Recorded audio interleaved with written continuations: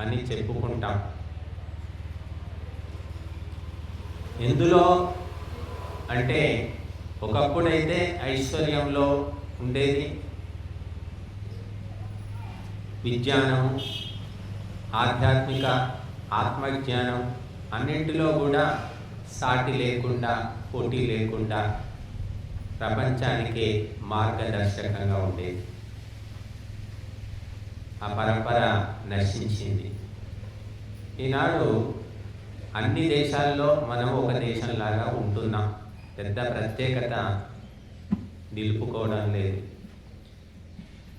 ఎందుకంటే అసలైనటువంటి ఆధ్యాత్మిక జ్ఞాన పరంపర నశించింది. రాజ్యాన్ని పరిపాలించిన, సంసారం సాగించిన, భోగాలు అనుభవించిన, లేకపోతే యోగము చేసిన, ఏది చేసినా కూడా తామరాకు మీద నీటి బొట్టులాగా ఉంటూ కర్తవ్య కర్మలు చేసుకునేవారు. అటువంటి విశేషమైన జ్ఞానం ఉండేది. ఏది అంటించుకోకుండా ఈ ప్రపంచంలో రావడం, పని పూర్తి చేసుకోవడం, వెళ్ళిపోవడం. ఈనాడు మనం అటువంటి శిక్షణ, బోధన, అటువంటి ఆచరణ మనకి ఎక్కడ కనిపించట్లేదు. ప్రతిదీ అంటించుకోవడమే. ప్రపంచంలోకెల్లా గొప్ప విషయం ఏమిటంటే నిష్కామ కర్మ. అది కేవలము భారతదేశంలో మన ధర్మ గ్రంథాలు చెబుతున్నాయి. నిష్కామ కర్మ చేయండి మొర్రో అని. నిష్కామ కర్మ అంటే ఏమిటి? చాలామంది తెలియదు. కీర్తి, కాంత, కనకం, ఇవి ఇటువంటి ఆశలు లేకుండా భగవంతుని కార్యము, ధర్మ కార్యమని చేసుకుంటూ పోవడం అంతే. స్తుతి, నిందలు, మానాలు లెక్క పెట్టకుండా చేసుకుంటూ పోవడం ధర్మకార్యం. ఆడంబరం, అట్టహాసం ఉండవు. నిష్కామ కర్మ అంటే ఎవరికో చూపించాలి, వాడు గుర్తించాలి, వాళ్ళు మెచ్చుకోవాలి, ఇది ఉండదు. దాన్ని నిష్కామ కర్మ అంటారు. మీరు చూడండి, ఎక్కడైనా నిష్కామ కర్మ కనబడుతుందా? 10 రూపాయల పని చేస్తే 1000 రూపాయల ప్రచారం చేసుకుంటున్నారు. ప్రతిదాన్ని ఫోటోలు తీస్తున్నారు, ప్రతిదాన్ని వీడియోలు తీస్తున్నారు, ప్రతిదానికి ఒక ఆకర్షణ. కనుక నిష్కామ కర్మ అన్నిటికంటే గొప్పది అని చెప్పారు. అటువంటి నిష్కామ కర్మ చేసేవారు కనిపించడం లేదు. అసలు అది నిష్కామ కర్మ అని దీన్ని అంటారని కూడా చాలామందికి తెలియదు. కనుక ఎన్నో విషయాలు ఆధ్యాత్మిక పరంపరలో మనము కోల్పోవడం వల్ల తెలియకుండా పోయేది. స్వాధ్యాయ ప్రవచనాభ్యాం న ప్రమదితవ్యం అని చెప్తున్నాయి శాస్త్రాలు. స్వాధ్యాయము అంటే సెల్ఫ్ రీడింగ్, రోజు శాస్త్రాలు చదవడం. ప్రవచనము అంటే మనం నేర్చుకొని తెలుసుకున్నది ఇతరులకు అర్థమయ్యేలాగా చెప్పడం. 2 పనులు మానకూడదంటే ఎప్పుడు. ఎవరు? బ్రాహ్మణులు, విద్వాంసులు. తను నేర్చుకోవాలి, తత్వం తెలుసుకోవాలి, ఇతరులకు తెలిసేలా చెప్పాలి. మరి అర్థం కాకుండా చెప్పడం కాదు. అన్నం వండితే, కూర వండితే తినలేకుండా వండితే ఏం లాభం? ఎవడు తింటాడు? ఎవరు తినరు. ఉడకని అన్నం ఎవడు తింటాడు? తత్వం అనేది తెలుసుకొని ఇతరులకు అర్థమయ్యేటట్టు చెబితే వాళ్ళు అది విని తెలుసుకొని తమ జీవితాలను చక్కదిద్దుకుంటారు. ప్రతి ఒక్కరి జీవితాన్ని ఎవరు బాగు చేయలేదు. ప్రతి ఇంటికి ఎవరు పోలేదు. 24 గంటలు ఎవరు ఇంట్లో ఉండి వ్యవహారాలను చక్కదిద్దలేదు. ఎవరికి వాళ్ళు చక్కదిద్దుకోవాలి. ఎవరి వాకిలి వాళ్ళే ఉంచుకోవాలి. ఎవరి ఇంటి ముందు ముగ్గు వాళ్ళే వేసుకోవాలి. ప్రతి మనిషికి భగవంతుడు కాళ్ళు, చేతులు, కళ్ళు, ముక్కు, శరీరం అందరికీ ఇచ్చాడు. కాబట్టి ప్రతి ఒక్కరూ మొట్టమొదలు గురువుల ద్వారా జ్ఞానాన్ని తెలుసుకొని, ఉపదేశాన్ని పొంది, దాన్ని నిర్ణయించుకొని, తర్వాత తమ జీవితం లోపల దాన్ని అమలు చేసుకోవాలి. అప్పుడు సుఖము, శాంతి, ఆయురారోగ్యాలు అనేవి ఉంటాయి. మరి గురువులు ఏమిటి అంటే శాస్త్రాలు చదివి అర్థమయ్యే విధంగా తెలియచేయాలి. అంటే గురువులు ఎందుకు ఊరికే ఆశీర్వాదాలు ఇవ్వడమే కాదు, చాలా ఆశ్రమాల్లో ఇదే పని ఉంది. అంతే, ఆశీర్వాదం ఏదో ఇవ్వడం, అంతే, ఏదో ఒక కర్మకాండ చేయడం. కానీ ప్రజలకు మార్గదర్శనం చేసే ఉపదేశాలు ఇవ్వడం లేదు. కాబట్టి మనకు మహర్షి దయానంద సరస్వతి ప్రతి ఒక్కరిని ఉద్ధరించండి, ప్రపంచమునకు ఉపకారము చేయుట ఈ సమాజం యొక్క ముఖ్యోద్దేశము అన్నారు. ప్రపంచానికి మేలు చేయండి అన్నాడు. మీ ఊరికి కాదు, మీ కులానికి కాదు, మీ కుటుంబానికి కాదు, ప్రపంచానికి. చూడండి ఎంత గొప్ప శాసనం వేదాలు చెప్తున్నాయి. అంత గొప్ప విశాలమైన ఆలోచన వేదాలు మనకి ఇస్తున్నాయి. మన ఆలోచనలు ఎక్కడున్నాయంటే ఎక్కడున్నాయి? ఇంటి చుట్టూ ఇల్లే కడిపే కైలాసం, ఇల్లే వైకుంఠం. ఎటు తిరిగి అదే ఆలోచనలు పీకుతూ ఉంటాయి. ఎందుకంటే ఇక ప్రపంచం అనేది లేదు మనకు. ఎంత గొప్పది విశ్వము, ఎంత విశాలమైంది అనేది తెలియదు. తెలియకపోవడం వల్ల బావిలో కప్ప ఎటు తిరిగి ఆ బావిలోనే ఇటు నుంచి అటు, అటు నుంచి ఇటు గెంతుతూ ఉంటుంది. కథ గురించి ఏం తెలుస్తుంది పాప. అలాగా మనుషుల ఆలోచనలు సంకుచితమైపోయాయి. ఇంకా ఇంతకు మించి లేదనుకుంటున్నారు. చిన్న పిల్లలు, 2-3 పిల్లలు, ఆ పిల్లల్ని ఎత్తుకుంటారు, ముద్దులాడుకుంటారు. తర్వాత పెద్ద పిల్లలు పెద్ద అయిపోతారు, చదువుకుంటారు, ఉద్యోగాలు వెళ్ళిపోతారు. అయినా సరే వాళ్ళని పట్టుకుని ఉంటారు. వాడి జీవితం వాడు హాయిగా గడుపుతున్నాడు, ఏ ఇబ్బందులు లేవు, రోగాలు లేవు, సమస్యలు లేవు. ఎందుకు ఇంకా మళ్ళీ వాళ్ళ వెంట పడుతున్నారు అంటే ఈ రకమైన తత్వాన్ని మోహం అంటారు. ఇది కేవలం మనుషుల్లోనే కనిపిస్తుందండి. జంతువులు, పక్షుల్లో ఈ స్వభావం లేదు. సరే, పిల్లలు బాగాలేదు, ఆరోగ్యం బాగాలేదు, ఇంకేదో ఉద్యోగం లేదు, ఏదో బాధలు పడుతున్నారంటే తల్లిదండ్రులు పట్టించుకున్నారంటే అర్థం ఉంది. కానీ వాళ్ళు బాగానే ఉంటారు, వీళ్ళని పట్టించుకోరు అసలు వాళ్ళు. కానీ వీళ్ళు మాత్రం వాళ్ళ వెంట ఎప్పుడు ఫోన్లు చేయడము, లేకుంటే వాళ్ళ దగ్గరికి వెళ్ళడము, వాళ్ళ వివరాలు తెలుసుకోవడం, వాళ్ళ గురించి ఆలోచించడం. దైవ చింతన లేదు, ధర్మ కార్యక్రమాలు లేవు, దేశ రక్షణ గురించి ఆలోచించేది లేదు, ఎప్పుడు వాళ్ళ గురించే. ఇలాగా హిందువులే ఉన్నారు ఎక్కువ. 100కి 99 మంది హిందువులు ఇదే పని చేస్తున్నారు. దాన్ని మోహం అంటారు. ఆ మోహమే సర్వనాశనానికి కారణం. ఏది అవసరం లేదు, నేను ఎవడో నాశనం చేయడు, నీ మోహమే నాశనం చేస్తుంది. ఆలోచించడానికి ఎన్ని గొప్ప విషయాలు ఇచ్చారు మహర్షులు, మనకు చెప్పారు. చేయడానికి కూడా ఎన్నో ధర్మకార్యాలు ఉన్నాయి. అన్ని పక్కన పెట్టేసి కేవలము కుటుంబము, తన రక్త సంబంధమే ఇంతకు మించి లేదు అని ఎవరు అనుకుంటున్నారో వాళ్ళకి దుఃఖము, బాధలు, పీడలు, రోగాలు, కష్టాలు తప్పవు. అంతకు మించి పైకి ఎదిగిన వాళ్లకు నిరంతరము సుఖము, సంతోషము, ఆనందమే. ఎక్కడికి పోయినా సరే వాళ్ళకి అందరూ దొరుకుతారు. వాళ్ళకి ఏమిటంటే తన కడుపున పుట్టిన వాళ్ళు, తన రక్తం పంచుకు పుట్టిన వాళ్ళే బంధువులు. కానీ అంతకు మించి ఆలోచించే వాళ్లకు ఎక్కడికి పోయినా అందరూ దొరుకుతారు బంధువులు. ఆత్మ బంధువులు అంటారు వాళ్ళు.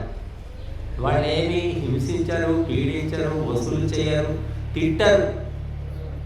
ఆత్మ బంధువుల లక్షణం ఏంటంటే ఇది ఎందుకు ఇవ్వలేదు, అది ఎందుకు ఇచ్చావు, ఇలా ఎందుకు చేశావు, అలా ఎందుకు చేయలేదు, ఏమీ అనరు. వాడు సహకరిస్తారు, అర్థం చేసుకుంటారు.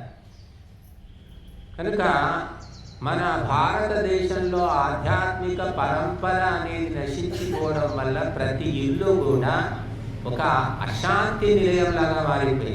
ఎవరో వచ్చి అశాంతి సృష్టించడం లేదు, మనమే స్వయంగా చేసుకుంటున్నాం అన్నమాట. అందుకే ఈ మోహాన్ని దూరం చేసుకోవాలి, ఈ మోహిని పిశాచాన్ని దూరం చేయాలి అంటే తరిమేయాలి. ఆయుధం కావాలి. ఆయుధంతో ఆ పిశాచాన్ని తరిమేసి, ఆ మోహిని పిశాచం అంటే మోహం అనే వాసన ఉంటే నీ జీవితం అనేది నష్టమైపోతుంది అని ఆది శంకరాచార్యుల వారు ఈ భజగోవింద స్తోత్రం ఇంతకుముందు విన్నారు 31 శ్లోకాలు. ఆ భజగోవింద స్తోత్రానికే మోహముద్గరము అని పేరు. అంటే మోహం అనే దాని వల్ల సంసారంలో పడిపోయి కొట్టుమిట్టాడి నలిగి కృంగి కృషించిపోతున్నారు అందరూ. ఎవ్వరు శత్రువులు లేరు, ఎవ్వరు చేతబడి చేయట్లేదు, ఎవరు బాణామతి చేయట్లేదు, ఎవరు చెడగొట్టడం లేదు. తనకు తానే స్వయంగా నాశనమైపోవడం. దీన్ని ఎవరు బాగు చేస్తారంటే తనకు తానే బాగు చేసుకోవాలి. ఎవరు బాగు చేయరు, బయట నుంచి ఎవరు రారు. అందుకోసమే ఈ మోహముద్గరం అనే ఈ 31 శ్లోకాల లోపల మొత్తము తత్వాన్ని తెలియజేశారు. కనుక అవి ప్రతి ఒక్కరు కూడా తెలుసుకోవాలి, నేర్చుకోవాలి. ఆ తత్వాన్ని తెలుసుకుంటే మనము ఆ హాయిగా ఎన్ని ఇబ్బందులు, కష్టాలు, బాధలు ఉన్నా మనకు అవేమీ అంటవన్నమాట. తామరాకు మీద నీటి బొట్టులాగా ఉండగలుగుతాం. కష్టాలు, బాధలు మహాపురుషులకే తప్పలేదు, మనమేంట. కానీ బొట్టు పెట్టి కష్టాలు కొని తెచ్చుకోవడం వేరు. చాలామంది అజ్ఞానం వల్ల, తెలివి తక్కువతనం వల్ల కష్టాలను కొని తెచ్చుకుంటున్నారు వాళ్ళు. అవి అలా చేస్తే కష్టాలు వస్తాయి, పద్ధతి మంచిది కాదని వాళ్ళకి తెలియదు పాపం.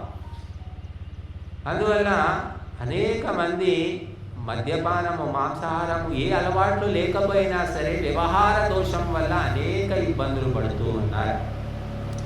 మంచివాళ్ళు ఎలా ఉంటారు, చెడ్డవాళ్ళు ఎలా ఉంటారు, వాళ్ళ లక్షణాలు ఏంటి, వాళ్ళ ప్రవర్తన ఏమిటి తెలియకపోవడం వల్ల అందరూ మంచివాళ్ళే అనుకుంటే నష్టపోతాం. పోనీ అందరూ చెడ్డవాళ్ళే అనుకుంటే అప్పుడు నష్టపోతాం. కాబట్టి మంచిని మంచిగా, చెడును చెడుగా తెలుసుకుంటే అప్పుడు నష్టపోము. ఇది వ్యవహార జ్ఞానం అంటాం. కనుక వ్యవహార జ్ఞానం అనేది కూడా సదుపదేశం వల్ల తెలుస్తుంది. లోక వ్యవహారం వల్ల కొంత తెలుస్తుంది మనకు. ఎంతోమంది మహిళామణులు పాపం కష్టపడి ఏదో కూడబెట్టి దాచిపెట్టి భర్తకు తెలియకుండా ఏదో ఆ బీడీల చుట్టూ ఏదో చేసుకొని డబ్బులు జమ చేసుకొని ఎవడో మోసగాడి మాటలు విని వాడికి ఇచ్చేయడం, మోసపోవడం, లక్షలు వదిలేసుకుంటున్నారు పాపం. తెలియదు మోసగాడి లక్షణాలు ఎలా ఉంటాయి. కాబట్టి ఇవన్నీ ఎప్పుడు తెలుస్తాయి అంటే గురువుల ఉపదేశం వినాలి, శాస్త్రాలను పఠించాలి, లేదా స్వయంగా ఆత్మచింతన చేసుకోవాలి. లేకపోతే నష్టమే నష్టం, జీవితమే నష్టం. కాబట్టి మోహముద్గరం అనే 33 శ్లోకాల లోపల ఆదిశంకరుల వారు చాలా గొప్ప విషయాలు తెలియజేశారు. సంసారం వదిలిపెట్టేయండి, అడవులకు వెళ్ళిపోండి అని చెప్పడం లేదు. సంసారంలో ఉంటూనే జాగ్రత్తగా నడుపుకోవడము, దాన్ని అంటించుకోకుండా పని చేసుకోవడం, ఇది చాలా ముఖ్యమైన విషయం. కనుక సన్యాసులైనా సంసారులైనా అందరికీ మనుషులతో వ్యవహారం తప్పదు. మనిషి సోషల్ యానిమల్ అంటారు. మనిషి ఏమిటంటే సామాజిక ప్రాణి. ఒంటరిగా పోయి ఎవరు బతకలేదు. ఎవరో కోటికొక్కరు ఉంటారు, అడవిలో ఎక్కడో ఒంటరిగా బతుకుతూ ఉంటారు. ఎక్కువ మటుకు మనం ఇతరుల సహాయం లేకుండా పనులు చేయలేము. కాబట్టి ఇతరుల సహాయం పొందుతూ సామాజిక జీవితము, పారివారిక జీవితం గడపాలి. కాబట్టి మరి అందరితో సంబంధం ఉంటుంది. కాబట్టి మనము మురికి అంటించుకోకుండా ఈ జీవితాన్ని కడతీర్చుకోవాలి. భార్య, భర్త, తండ్రి, కొడుకు, అత్త, మామ, ఇవన్నీ సంబంధాలు ఉంటాయి సమాజం లోపల. ఇవన్నీ వదులుకోవడం కూడా కష్టమే. కాకపోతే ఎవరు ఎంత హద్దుల్లో ఉండాలి, ఎవరి కర్తవ్యం ఏమిటి అనేది తెలుసుకోకపోతే ఇబ్బందులు తప్పవు. భార్య కర్తవ్యం ఏమిటి, భర్త కర్తవ్యం ఏమిటి, సంతానం కర్తవ్యం ఏమిటి, ఎక్కడ ఏ స్కూల్లో ఏ కాలేజీలో ఎవరు చెప్పడం లేదు. అందుకే భార్య చేసే పని భర్త చేస్తున్నాడు, భర్త చేసే పని భార్య చేస్తున్నారు, తల్లిదండ్రులు చేయాల్సిన పని కొడుకులు చేస్తున్నారు. ఈ రకంగా మొత్తం కలగా పులకంగా సంకరంగా మారిపోయింది సమాజం. అందుకే శాంతి లేదు. కనుక మనకు వేదాల్లో మహర్షులు మానవ జీవితము, కుటుంబము శాంతియుతంగా ఉండాలి, సమాజం శాంతియుతంగా ఉండాలి, ప్రపంచం శాంతియుతంగా ఉండాలి, వ్యక్తి కూడా శాంతిగా ఉండాలంటే ఏం చేయాలో అన్నిటినీ మనకు తెలియజేశారు. ఈనాడు అన్ని యంత్రాలు వచ్చాయి, వాహనాలు వచ్చాయి, పరికరాలు వచ్చాయి, రకరకాల వస్తువులు వచ్చాయి. ఎన్ని వచ్చినప్పటికీ కూడా మనిషికి సుఖశాంతులు, ఆయురారోగ్యాలు మాత్రం చాలా కష్టభూయిష్టంగా ఉన్నాయి. ఇన్ని రకాలుగా సైన్స్ అంటున్నాం, డెవలప్మెంట్ అంటున్నాం, అయినా ఆరోగ్యాలు ఎంతమందికి ఆరోగ్యం ఉందమ్మా చెప్పండి? ఎవరికి ఆరోగ్యం లేదు. అంత కాలుష్యం, నీళ్లు కాలుష్యం, గాలి కాలుష్యం, తినే ఆహారం కాలుష్యమే, అన్ని కాలుష్యాలు. కాబట్టి సమస్యలు రాను రాను పెరుగుతున్నాయి తప్ప తరగడం లేదు. కాబట్టి మనుష్యులు సరైనటువంటి పరిజ్ఞానాన్ని, ఉపదేశాన్ని పొంది తమ జీవితాలను చక్కదిద్దుకోవాలి. ఈనాడు ఉన్నటువంటి ఈ ఉరుకుల పరుగుల జీవితంలో ఒక మనిషిని గురించి మరొకరు పట్టించుకునే పరిస్థితి కూడా మనకు కనిపించడం లేదు. కాబట్టి అందుకోసమే గీతలో కూడా మనకు చెప్పారు, ఉద్ధరేదాత్మనాత్మానం నాత్మానమవసాదయే ఆత్మైవ హ్యాత్మనో బంధుః ఆత్మైవ రిపురాత్మనః. నిన్ను నువ్వే బాగు చేసుకో, నిన్నెవ్వడొచ్చి ఉద్ధరించడు. లేకపోతే నీకు నీవే శత్రువు అవుతావు. నిన్ను నువ్వు బాగు చేసుకుంటే నీకు నీవే మిత్రుడివి. కాబట్టి ఇది ప్రతి మనిషి కూడా ఎవరు కూడా వచ్చి చెడగొట్టరు. కాబట్టి మన ఆలోచనలు, మన విధానాలు, మన గుణాలే చెడగొడుతూ ఉంటాయి. ప్రధాన కారణం మాత్రం మనమే. మిగతా వాళ్ళు వస్తుంటారు, చేస్తే చేయవచ్చు, ఇతరులు కూడా మనని బట్టే ఇతరులు కూడా చేస్తూ ఉంటారు. అంటే ప్రతి ఒక్కరూ కూడా తనను తాను ఉద్ధరించుకోవాలట. మొట్టమొదలు చేయాల్సిన పని అది.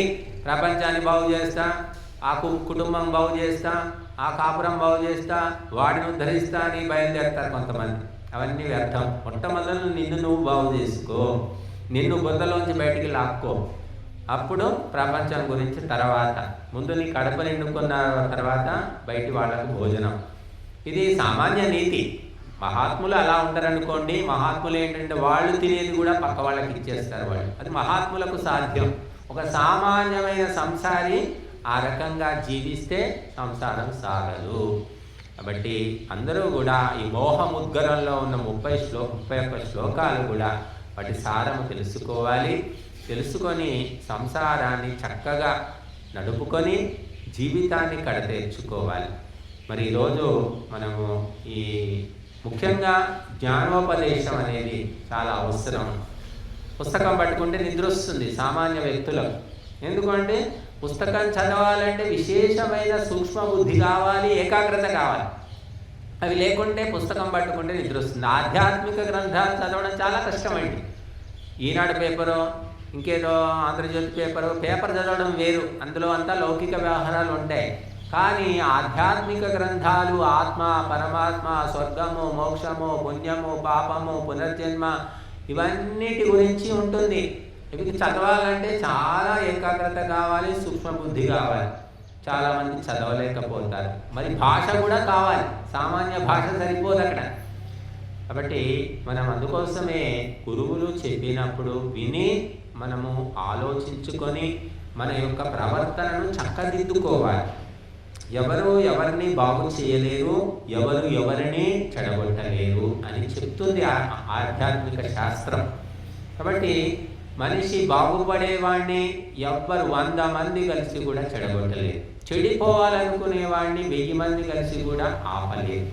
కాబట్టి వీటన్నిటికీ మూలం ఏమిటంటే మనసులో ఉన్న ఆలోచనలు, సంస్కారాలు. ఇక్కడ చాలామంది వచ్చారు, వీళ్ళు ఎక్కడెక్కడ నుంచో వచ్చారు. కొంతమందికి నేను ఇవన్నీ వార్త పంపించాను, ఫోన్ చేశాను. కొంతమందికి అది కూడా లేదు. ఈ లక్ష్మమ్మ వాళ్ళకి అసలు నేను అందిందో లేదో తెలియదు. కొంతమంది అసలు ఏమి పరిచయం లేని వాళ్ళు కూడా వచ్చారు. కాబట్టి ఇలా జరుగుతూ ఉంటుంది. మన ఆలోచనను బట్టి మనకు ఎక్కడికి పోవాలి అనేది భగవంతుడు అలా తీసుకొని వెళ్ళిపోతాడు. కాబట్టి మనం ఎప్పుడూ ఈ సత్సంగాన్ని వదిలిపెట్టకుండా ధార్మికమైన తత్వాన్ని తెలుసుకొని మన జీవితాలను చక్కదిద్దుకోవాలి. ఇది ప్రధానమైన విషయం. ఈనాడు యువతరం చూస్తున్నాం మనం. సంతానం ఒకరో ఇద్దరు వాళ్ళ వల్ల సమస్యలు వస్తున్నాయి కుటుంబంలో. ఒకప్పుడు 10 మంది పిల్లలు ఉంటే ఏ సమస్య లేదు. ఇప్పుడు ఉన్న ఒక్కరిద్దరినో తట్టుకోలేకపోతున్నారు. ఎందుకు వస్తున్నాయంటే అన్నిటికీ మూలం ఒకటే, జ్ఞానము లేకపోవడము, తెలివి లేకపోవడమే. పాఠశాలకు కళాశాలకు పంపిస్తే తెలివి వస్తుందా అంటే కోతిపోయి కొండముచ్చులాగా తయారవుతున్నారు. ఎందుకంటే ఆ విద్యా విధానం వేరు. మార్కులు, ర్యాంకులు, ఉద్యోగాలు, అంతకు మించి ఇంకేం లేదు. వ్యవహారం గురించి ఏమీ లేదు అక్కడ. ఒక ఎంఏ చదివిన వ్యక్తి, ఎంఎస్సి చదివిన వ్యక్తి అనారోగ్యం వస్తే, జలుబు అయితే, జ్వరం వస్తే ఏం చేయాలో అతనికి తెలియదు. ఎందుకంటే ఆ చదువులు లేవు అందులో. వాడు మళ్ళీ డాక్టర్ దగ్గరికి పోవాల్సిందే. ఏ చిన్న సమస్య వచ్చినా డాక్టర్ దగ్గరికి పోవాల్సిందే. ఆ విధంగా డిపెండెంట్గా, పరాధీనంగా మనిషిని మార్చేస్తున్నాయి. ఇంత భయంకరమైనటువంటి విద్యా విధానాన్ని అందరూ ప్రోత్సహిస్తున్నారు.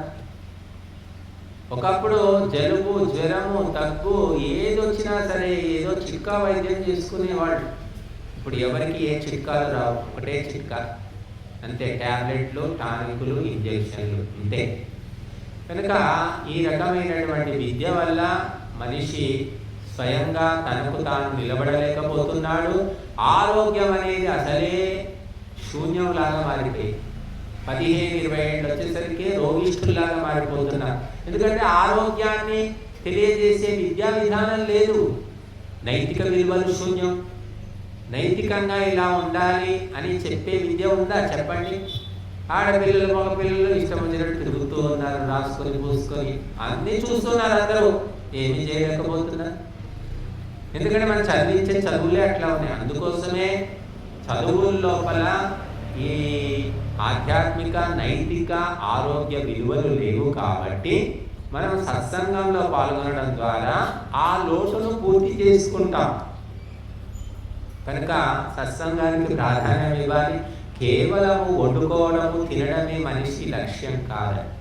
అంతకు మించి అంతే ఆలోచిస్తే దానివల్ల మనిషి నీచమైనటువంటి జన్మలు ఎత్తవలసి వస్తున్నాడు. అందుకే చాణక్యుడు చెప్తాడు, నాహారం చింతయే ప్రాజ్ఞ ధర్మమేకం హి చింతయే ఆహారో హి మనుష్యాణాం జన్మనా సజాయతే అంటారు. అంటే బుద్ధిమంతుడైన వాడు తిండి గురించి ఆలోచించొద్దట. వాడికి రాసి పెట్టింది వెతుక్కుంటూ వాడి దగ్గరికి వస్తుంది. కాబట్టి ఏం చేయాలి బుద్ధిమంతుడు అంటే ధర్మాన్ని ఎలా నిలబెట్టాలి, ధర్మ కార్యాలు ఎలా చేయాలి అని, ధర్మాన్ని ప్రజలకు ఎలా తెలియజేయాలని ఆలోచించాలి. వీటి గురించి ఆలోచించారట. తిండి గురించి సామాన్యంగా కుక్కలు, పిల్లులు అవి ఆలోచిస్తాయి. కానీ మనిషి, బుద్ధిమంతులు ఆలోచించకూడదు. ప్రతి మనిషికి కూడా భగవంతుడు ఏది, ఎక్కడ, ఎప్పుడు ఇవ్వాలో ఇస్తూనే ఉన్నాడు.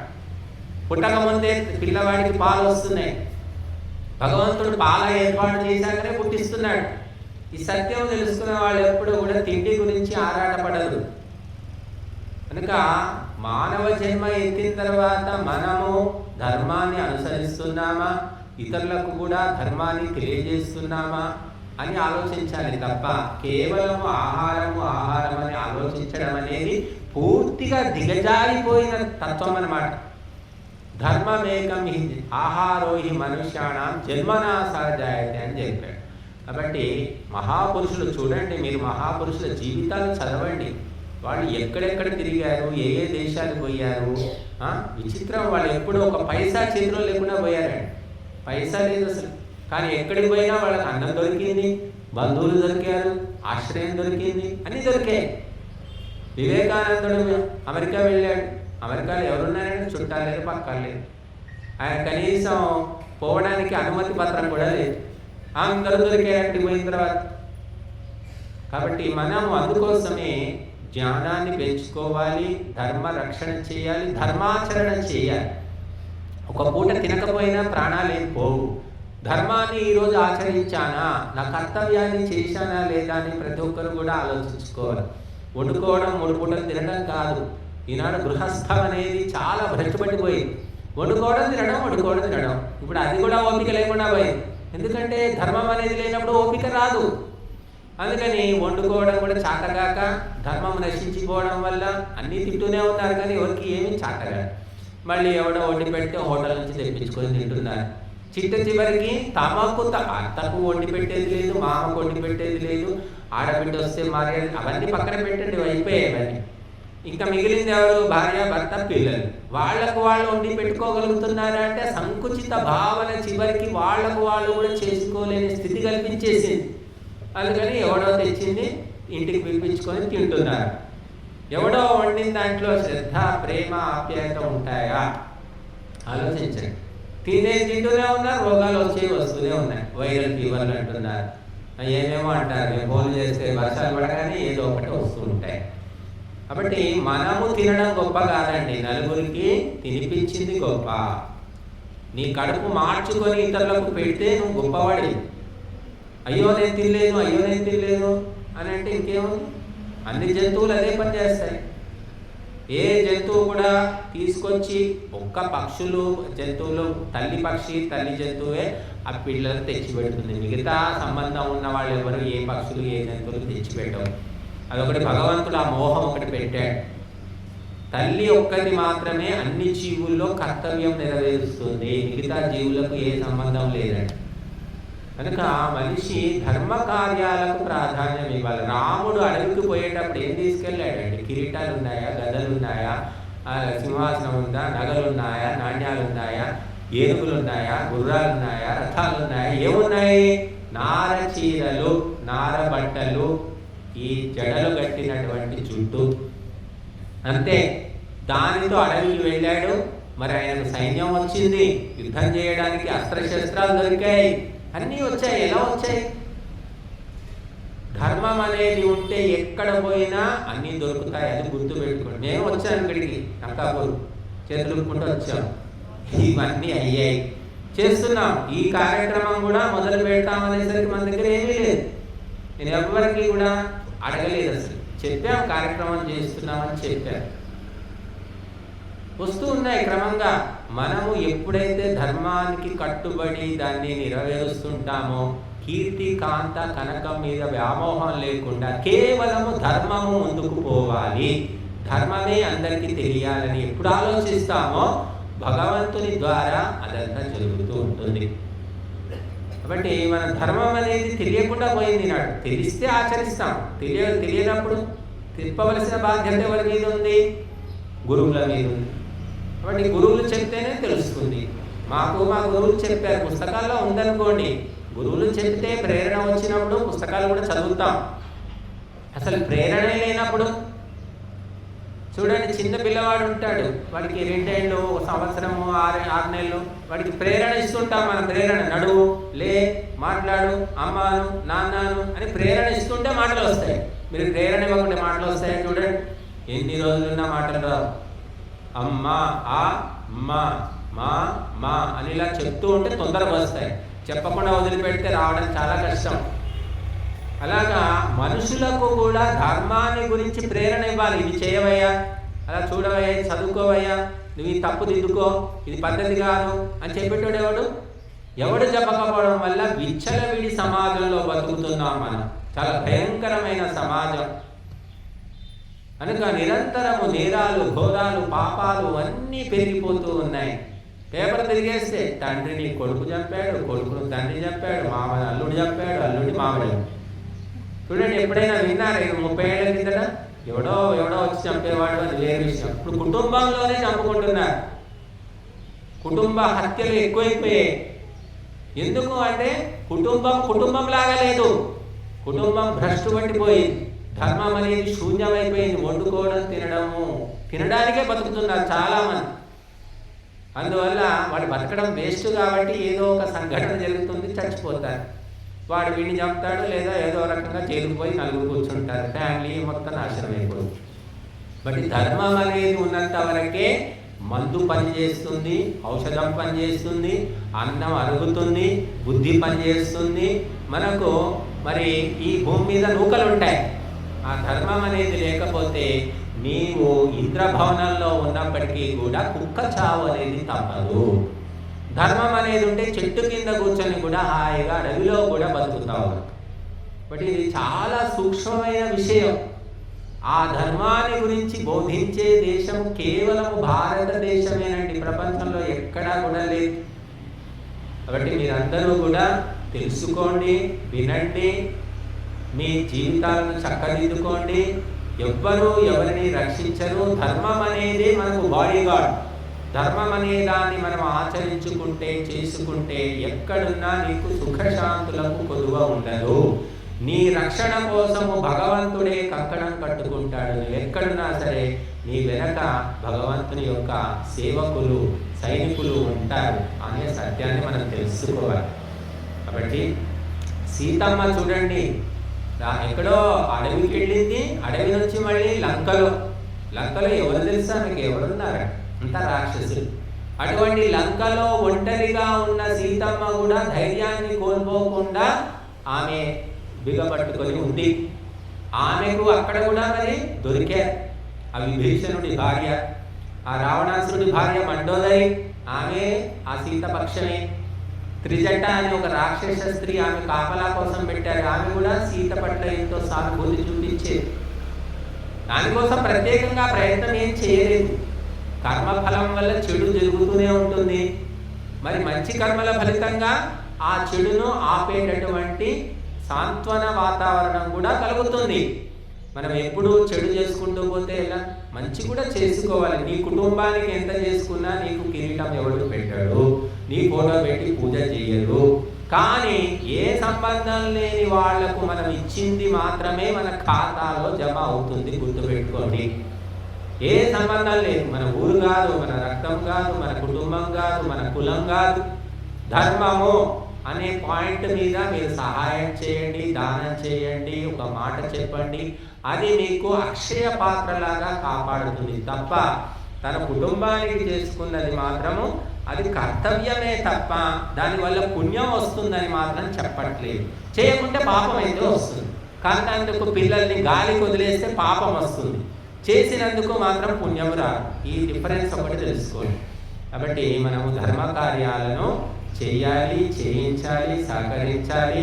మనము ధర్మాన్ని అర్థం చేసుకున్నప్పుడు మనకు విశేషమైన శక్తి వస్తుంది. మన వెనుక భగవంతుడు ఉన్నాడు అనేటటువంటి ఒక నమ్మకం కలుగుతుంది ధర్మాన్ని ఆచరిస్తే. కాబట్టి మీరందరూ కూడా ఈ 10 రోజుల పాటు ఇక్కడే ఉండేవాళ్ళు కూడా ఉండవచ్చును, మరి పోయి వస్తామనే వాళ్ళు రావచ్చును. వారి వారి వీలును బట్టి, కుటుంబ పరిస్థితిని బట్టి వాళ్ళు. కానీ తప్పకుండా మాత్రము కార్యక్రమాల్లో పాల్గొనేందుకు ప్రయత్నం చేయండి.